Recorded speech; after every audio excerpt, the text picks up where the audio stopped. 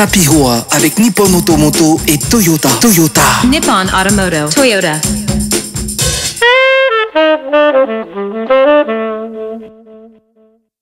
Des notes en or pour un prestigieux ténor, le temps est donné, il s'agit d'une voix polynésienne pour qui l'opéra n'a plus de secret.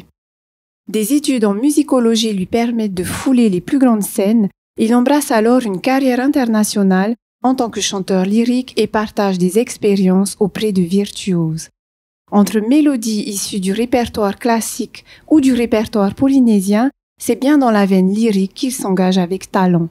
Artiste passionné, c'est au Conservatoire artistique de Polynésie française qu'il met à contribution ses performances en art lyrique auprès des élèves polynésiens, mais pas que. Chers auditeurs, j'ai l'immense plaisir d'accueillir sur le plateau de Tapiroa notre ténor tahitien Peterson Cowan. Yorana Peterson. Yorana. Peterson, parle-nous un peu de tes origines, de ton enfance. Qui es-tu et où as-tu grandi?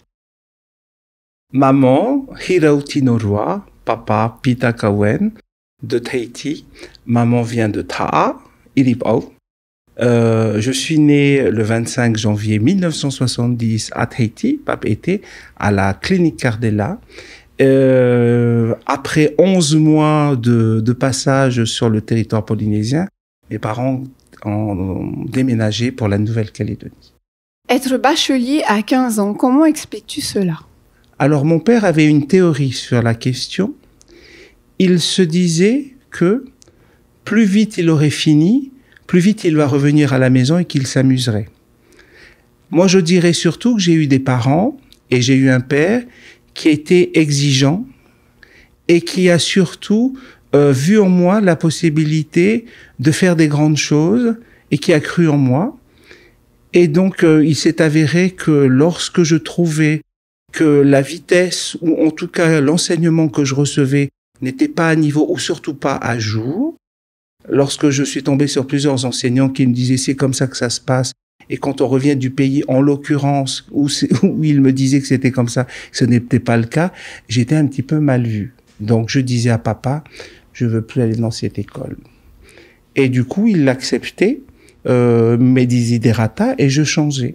Et s'est bien rendu compte qu'effectivement, pas que j'étais éveillé, mais que j'avais une envie quand même que les choses avancent et que mon statut d'enfant finissait un petit peu par m'embêter. Par rapport à ton parcours qui se veut très impressionnant, j'ai délibérément choisi de le scinder en deux afin de mieux te connaître. Tu as fait un certain nombre d'études dans un tout autre domaine avant d'entamer des études en musicologie. Est-ce que tu peux nous dire un mot là-dessus? 15 ans. Dans le pire des cas, tu seras médecin, mon fils. Donc, on fait des études pour faire plaisir à ses parents. Donc, Berkeley, management, haute finance, droit international. I've got my diploma and then I'm going to work. Je suis parti donc travailler aux États-Unis. Mon premier job était un stage à Apple et ils m'ont employé. J'avais 19 ans. C'était mon premier travail. Et je suis resté là-bas pendant 4 ans. Et donc, ma première formation, c'était droit international, management, marketing et informatique. Comment as-tu eu cette envie, cette ambition de chanter? Est-ce qu'auparavant, tu chantais déjà? Maman est pétania, adventiste. Donc, je suis issu d'une culture où on chantait le vendredi soir pour le tapati à l'église. J'ai toujours trouvé que ce moment de chant était particulièrement intéressant. Le chant ensuite est sorti de ma vie parce que la ville a voulu un tel. Aux alentours de mes 15 ans, Emmanuel Vidal, que nous connaissons tous très bien ici, une amie de la famille, est venue en Nouvelle-Calédonie. Dans cette fameuse église, interprète le Jubilate Exultate de Mozart. Ça a été une émotion d'une ampleur qu'aujourd'hui je mesure encore comme c'était important. Cette fois-là, j'ai entendu une voix, j'ai entendu un instant, j'ai eu une émotion que je n'avais jamais ressentie auparavant, une voix lyrique en pleine puissance, avec une émotion, et je me suis dit, je me souviens encore de dire à mon père, ça doit être la voix de Dieu, doit chanter comme ça. Et j'étais hyper impressionné. J'ai gardé ça au fond quelque part de moi. Et c'était mon premier... Et j'étais en amour avec la musique, avec l'opéra, avec la musique classique. Ensuite, j'ai fait mes études. J'ai continué à faire plaisir à mes parents. Très bien.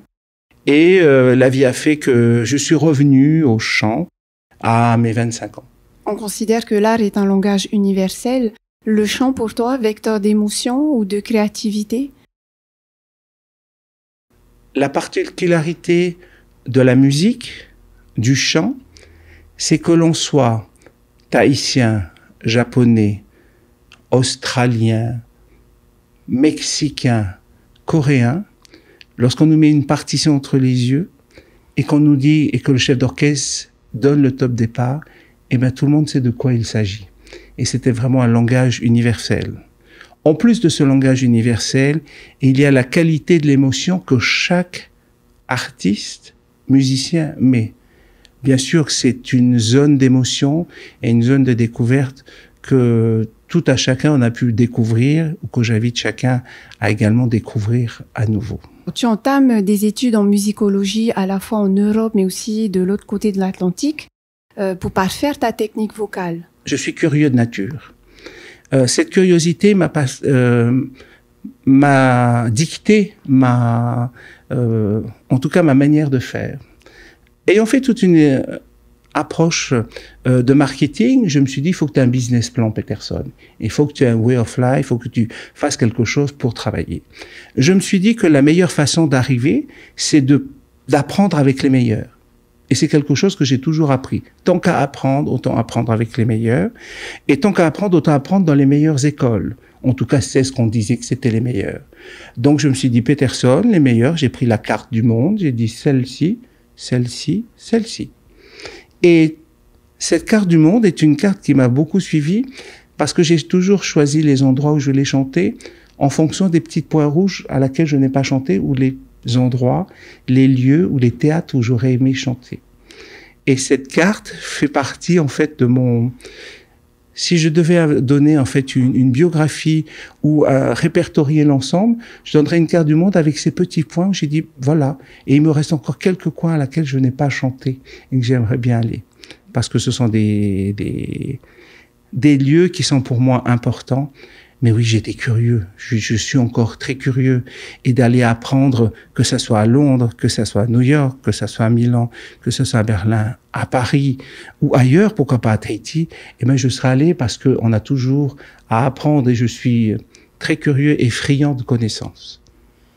Tu t'es aussi formé aux pathologies et à la rééducation des cordes vocales. Qu'est-ce que c'est? Comprendre la voix, c'est aussi comprendre ses faiblesses et ses manquements dans les mécanismes. Et c'est aussi de se dire comment on peut réparer, comment on peut faire mieux. J'ai suivi cette formation à la rééducation aux pathologies parce que je suis tombé dans ma carrière sur des moments de grande émotion lorsque j'ai vu des personnes avec handicap qui viennent me voir et qui me disent, je me souviens encore d'Edwin, petit gamin du haut de ses 8 ans, dans sa chaise et son fauteuil, qui vient me dire, monsieur, je veux chanter. Ok, une fois. Je prête pas attention. Deuxième fois. Du coup, je me suis dit, prêtons attention un petit peu à ce gamin. Ce gamin est tétraplégique, il n'a plus aucune sensation, mais il connaît la musique. Il me dit, j'aimerais chanter le Requiem de Verdi, le Requiem de Mozart, et je lui dis, je t'en prie, chante. Et il a chanté la ligne de violon 1, la ligne de violon 2, toutes les voix et tous les instruments un par un. Je me suis intéressé à la pathologie parce que je voulais comprendre comment ça fonctionne. Je voulais ne pas être dépourvu de réponse lorsque on me posait une question, qu'ils viennent de professionnels ou de monsieur tout le monde qui avait besoin d'une réponse ou d'une information concernant le fonctionnement de la voix. Donc j'ai appris pour pouvoir avoir la bonne réponse aux personnes lorsqu'ils viennent me voir. Pour compléter cela, on va aborder un volet peut-être moins technique, plus pédagogique, mais surtout plus affectif, celui de la musicothérapie et des enfants autistes. Quel est ton rôle et pourquoi tu es engagé dans cette voie-là? En master de musicologie, on nous avait demandé, ou en tout cas on nous a proposé, d'intégrer une cellule de réflexion autour de l'autisme et la musicothérapie à la Pitié-Salpêtrière. Moi qui suis curieux de nature, je me suis dit, écoute Peterson, c'est pas très loin de la maison, allons-y, je suis allé voir. Mon premier contact avec ces enfants qui était déchirant et vibrant pour moi, je suis arrivé de toute ma hauteur, de toute ma compétence de prof de chant et de chanteur, et je suis venu, je vais leur dire, je vais vous dire comment on chante, comment on fait. Et j'ai eu des cris, des hurlements. Donc, pour le chanteur que je suis, avec tout ce qui est, c'était compliqué. Donc, je suis parti avec cette incompréhension-là, mais je me suis pas laissé faire. Je suis donc revenu. Je suis allé voir donc le professeur en charge. S'il m'écoute, je t'embrasse. Je lui ai dit, professeur, dites-moi, je ne comprends pas. Je sais ce que je fais dans mon métier, je suis plutôt bon dans ce que je fais, et là, voilà ce que j'ai eu. Ce professeur m'a regardé. Tu sais, Peterson, c'est la première fois que ces enfants-là ont réagi. Ils ont hurlé, ils ont crié, parce qu'ils n'avaient pas d'autre moyen de montrer qu'ils étaient contents. Et que ce que tu as pris pour une agression, c'était juste eux, leur moyen d'entrer en communication avec toi. Autant vous dire que pour la personne standard qui est moi, d'apprendre ça, qu'en fait ces cris c'était juste une moyen de communiquer, remets tout en relief. Et du coup on se dit, ok. Donc il y a d'autres modes de communication, et le mode de communication dans lequel tu es pas le leur. Il faut que tu apprennes. Donc j'ai réappris. Tu as eu le privilège de côtoyer un des plus talentueux chanteurs d'opéra, il maestro Luciano Pavarotti, ténor le plus populaire du XXe siècle. Qu'est-ce que tu retiens de cette rencontre?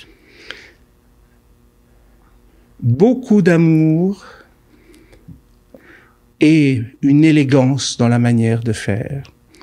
98, la tournée des trois ténors. 98, il y avait 3 ans de chant.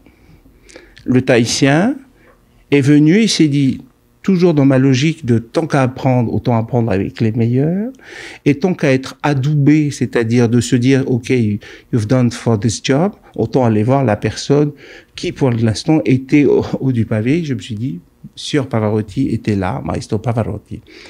Donc, pendant les 3 mois qui ont précédé leur performance à Paris, j'ai hanté le Crillon, le grand hôtel dans lequel il siégeait, pour avoir audience auprès de son Altesse Sérénissime Luciano Pavarotti. Et un matin, à 9h, pendant que la garde n'était plus, les femmes de ménage, je me suis baissé, j'ai frappé. Il m'ouvre, il me dit, ah, c'est vous la personne qui veut me voir. Entrez. Et donc, il me dit, je t'écoute. Il s'assoit. Donc, en peignoir, s'assoit dans sa suite. Et l'échange a été direct, simple et sans attache. Vraiment. Ah si, je t'en prie, dis-moi. J'ai dit, voilà, je pense que vous êtes un grand monsieur, un grand ténor. J'ai besoin que vous me disiez si je dois continuer à faire ce métier, si je suis bon par rapport là, et j'ai besoin d'un votre avis. Très bien, chante. Je chante. Alors, à l'époque, moi, j'y allais carrément. Una furtiva lagrima, di spiriti bezauberschön, au sole mio. J'ai osé chanter au sole mio devant lui. Enfin, bref. J'y suis allé, moi, il m'a dit, chante, il fait, très bien. La fin dit, pas mal.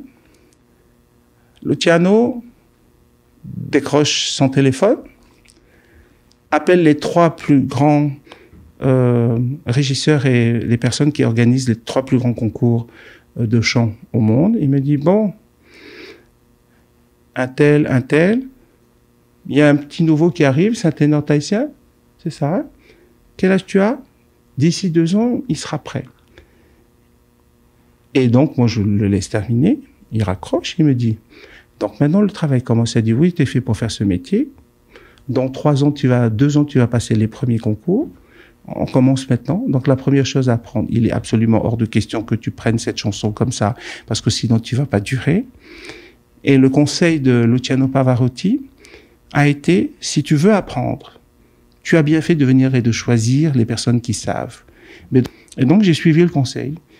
J'ai pris les gens avec qui je devais chanter lorsqu'on me demandait de chanter un rôle, tel rôle. J'ai appelé les chanteurs, je dis, je me permets de vous appeler. On m'a recommandé pour que je vous appelle. Il paraît, j'ai dit oui, mais je n'enseigne pas. J'ai dit oui, mais vous avez chanté, j'aimerais que vous me disiez comment aborder le rôle. Il me dit très bien. Et c'est comme ça que j'ai commencé, sous les conseils de Pavarotti, à apprendre les rôles avec ceux qui les ont chantés plusieurs fois sur scène.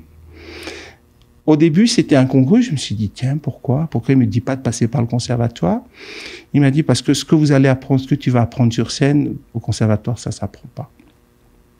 Par contre, ce que tu vas apprendre de quelqu'un qui a été sur scène et qui a fait ça 30 fois, dans les pires conditions, parfois, eh ben là, tu vas apprendre. Tu vas savoir comment gérer, parce que 30 dates, ça veut dire 2 ou 3 fois par semaine. Ça veut dire qu'il faut être en forme. Un opéra dure 3 ou 4 heures, dans le meilleur des cas. 7 heures pour certains cas. 2 entr'actes. Et il faut que tu sois au point, même pour chanter ton premier air au début de l'acte ou à la fin. Et ça se gère, et ça s'apprend. Et quand on n'a pas l'expérience, on peut pas te dire ce qu'il en est. On peut juste supposer. Ceux qui ont chanté vont pouvoir te dire oui, non. Pavarotti s'est surtout démarqué en faisant apprécier l'art lyrique à un nouveau public grâce à de nombreuses apparitions sur scène en compagnie d'artistes issus de la musique pop-rock. Je pense à U2, à Céline Dion, à Sting. Est-ce là ton ambition avec la chanson polynésienne? Mais bien sûr.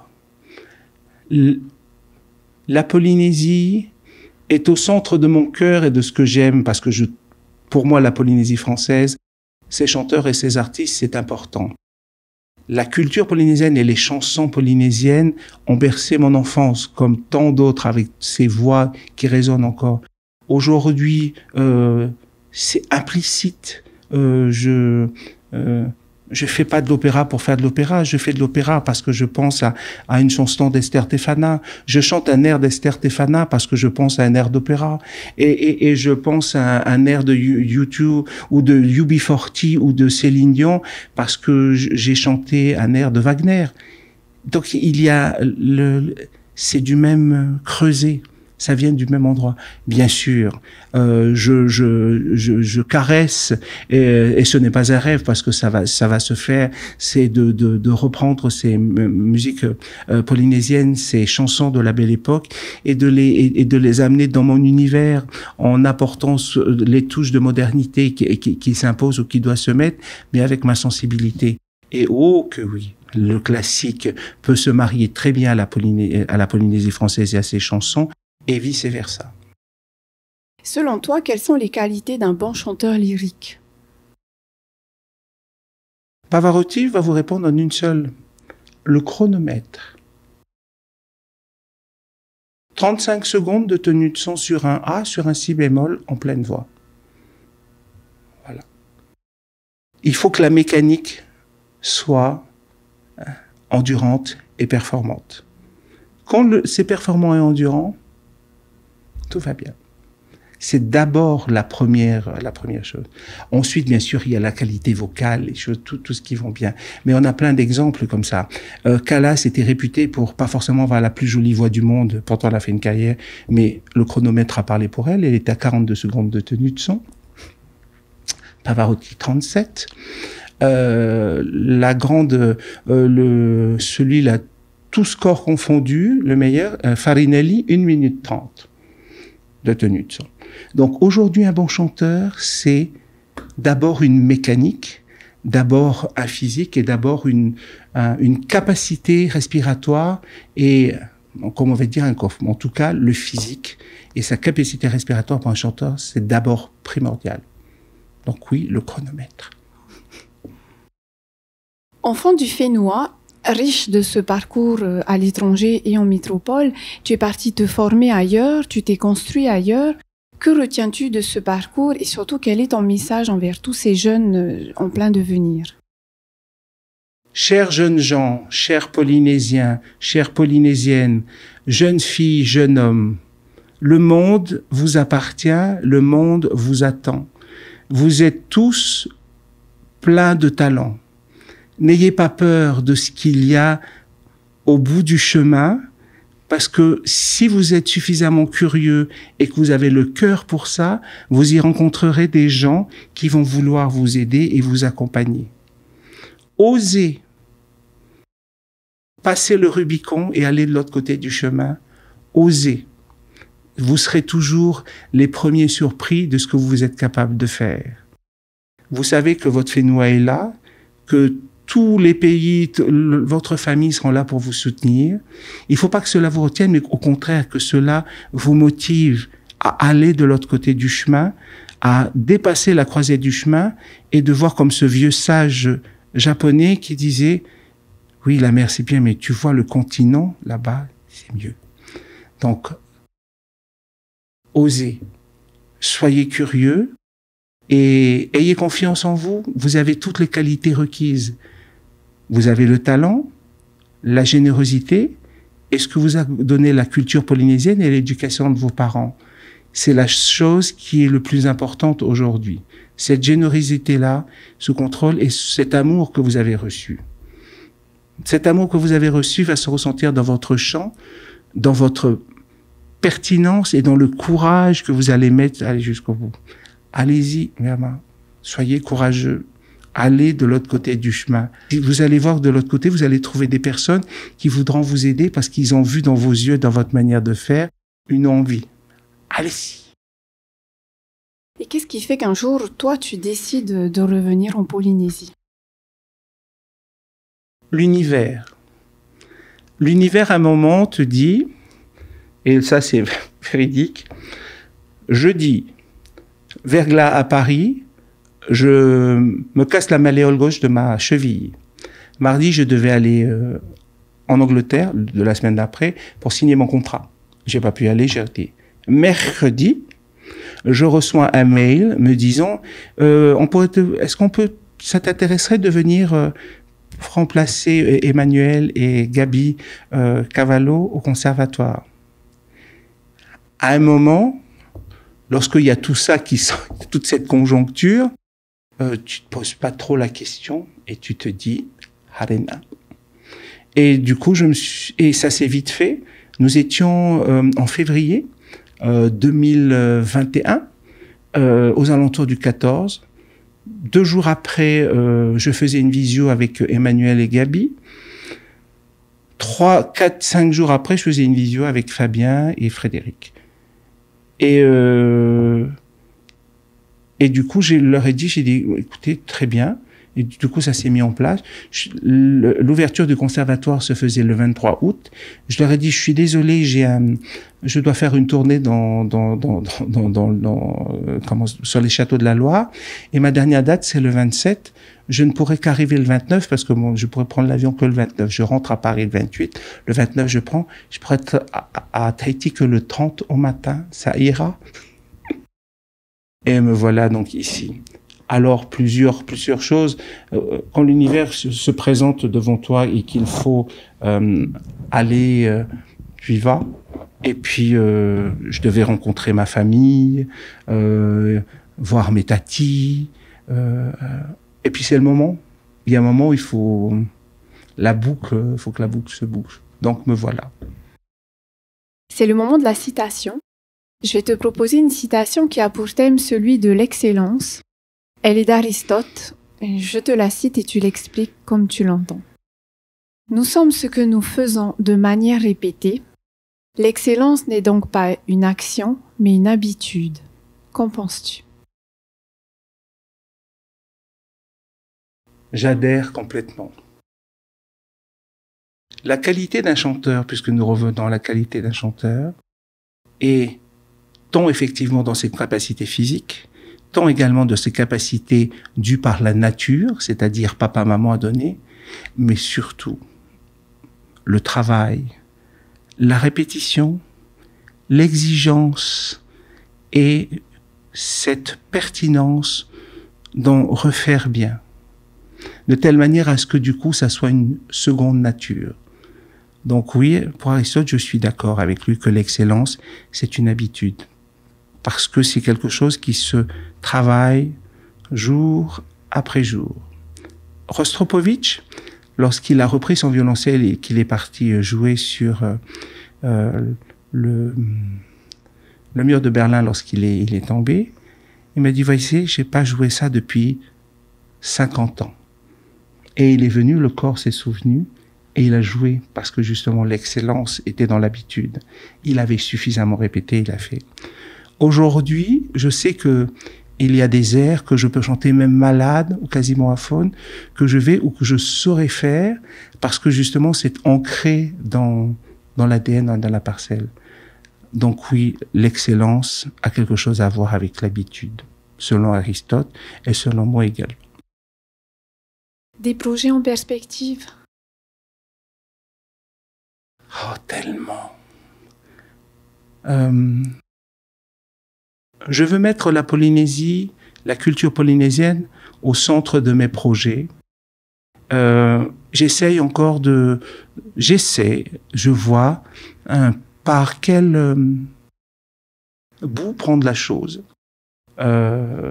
Donc, sans faire de spoiler, de me dire qu'effectivement les projets, ça va être pour moi, dans un premier temps, de reprendre des standards de la musique polynésienne, qui pour moi sont des standards que j'aime écouter de la belle époque, et de ramener un petit peu ça vers ma culture classique, ma culture un petit peu internationale, ou en tout cas de musique du monde, c'est de faire ça. Et de trouver les partenaires musicaux et culturels qui voudront bien se joindre à moi et que je remercie déjà de bien vouloir m'accompagner et de me suivre dans ce projet. Donc c'est aussi un appel à l'ensemble des personnes qui ont envie de chanter, que nous puissions faire de la musique. Donc l'appel est ouvert. Ils peuvent me contacter la radio. Ils ont des projets à proposer autour et avec la musique polynésienne. Ils ont besoin de conseils. Je suis là. As-tu un dernier mot pour nos auditeurs? Très chers auditeurs, très chères auditrices, continuez de chanter. Aimez la vie, aimez les gens qui sont autour de vous, parce que aujourd'hui, avec ce que nous avons vécu, avec cette pandémie, on revient à l'essentiel, qui est effectivement l'amour et les priorités dans la vie. Donc, l'amour, les bonnes choses, le plaisir. Nous sommes encore dans notre période de souhait de bons vœux. Bonne année à tous. Meilleurs vœux, je vous souhaite que le meilleur. Et surtout, que vos projets puissent avoir de la densité et de l'intensité à chaque jour. Et que pensez à quelque chose que disait Walt Disney, et ça va être ma citation, si tu peux le rêver, tu peux le faire. Le mot de la fin, il te revient. Que peut-on te souhaiter, Peterson? La vie m'a donné beaucoup de bonnes choses. La vie me redonne à chaque fois encore beaucoup de choses. Alors je vais souhaiter à ceux que j'aime de pouvoir se réaliser de manière quintessente. Et je rappelle à toutes ces personnes que j'aime que je suis là aussi pour eux et que je suis là aussi pour les aider. L'émission touche à sa fin. Nous te remercions d'avoir bien voulu partager ces moments de vie qui sont les tiens, cher Peterson, et nous prenons de l'avance en te souhaitant des good vibes pour la poursuite de tes rêves. Ton parcours en tant que chanteur lyrique est un beau témoignage où l'art a toute sa place pour se mettre au service de la formation et de la pédagogie. L'accoucheur de voix, un autre surnom qui te caractérise, mais qui ne résume qu'en partie ton œuvre, car c'est d'abord ta voix qui résonne, intense et profonde, pour emporter, pour ressentir, pour célébrer, pour communiquer mais aussi et bien souvent pour se découvrir et parfois même pour se reconstruire. Merci Peterson. Merci pour votre invitation, j'ai été ravi. Voilà, chers auditeurs, c'était Vera pour l'émission Tapis Hoa. Vous pouvez revoir cette émission en replay sur la page Facebook de Hiti FM. En attendant, on se dit à très bientôt. Nana. Nana, merci. Pacho. Tapis Hoa avec Nippon Automoto et Toyota. Nippon Automoto Toyota.